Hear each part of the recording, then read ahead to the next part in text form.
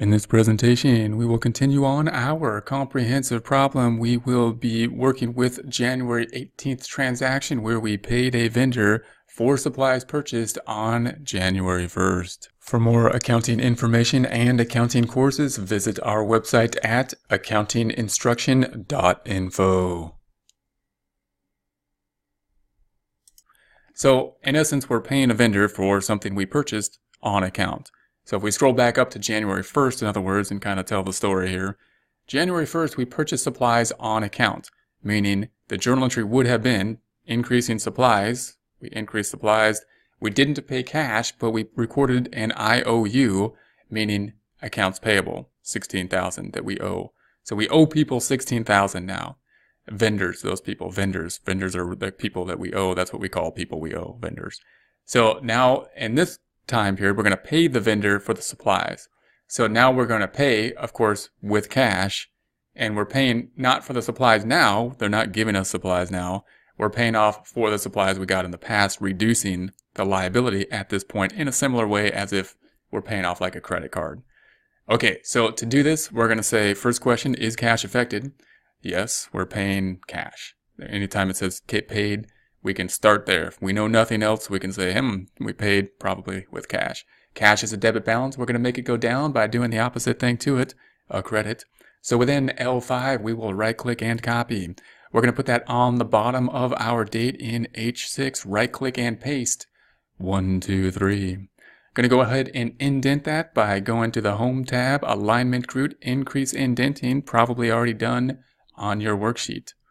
The amount that we're going to pay is not going to be the entire $16,000. We don't have the money yet. We're going to just pay whatever they tell us that we're going to pay, which happens to be $5,000. So it's going to be a credit. We're going to put that with a negative of $5,000. There we have it. We will debit something in I5. So we're going to say negative of this number. We could just type in 5,000. I like using formulas whenever possible. I suggest doing so.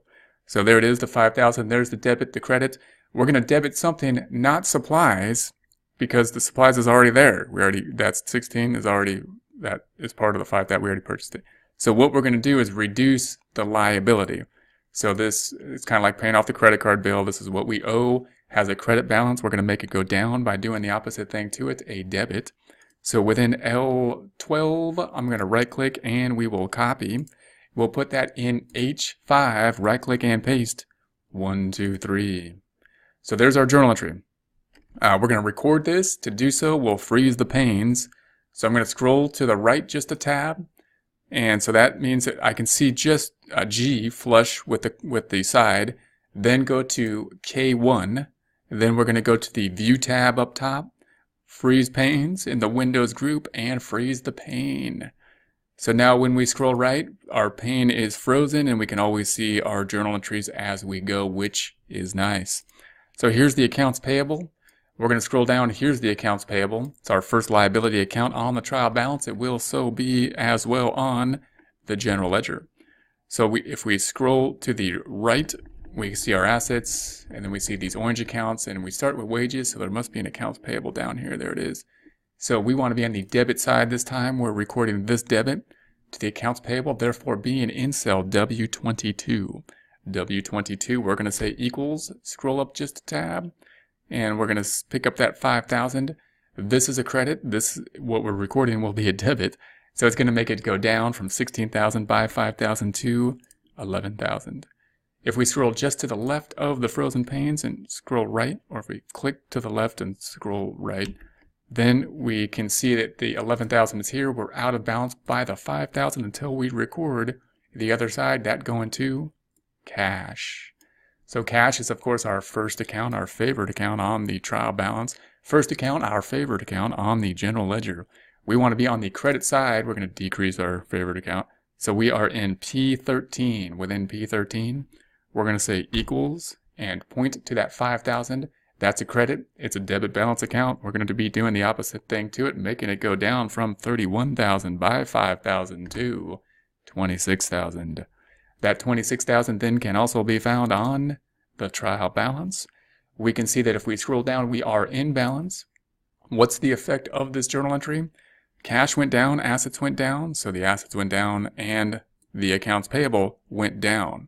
So accounts payable, liability went down. Any effect on the income statement? No. Why not? We paid cash, but we haven't yet consumed anything. We bought the supplies in the past. We haven't used them. Now we paid off the supplies, still haven't used them. When will the income statement be affected for these supplies that we've purchased and have now paid for? Not when we pay for them, but when we consume them. When we use them, we'll know that by counting them in a similar way that we would do with an inventory, and then we will expense them as used in accordance with the matching principle. For more accounting information and accounting courses, visit our website at accountinginstruction.info.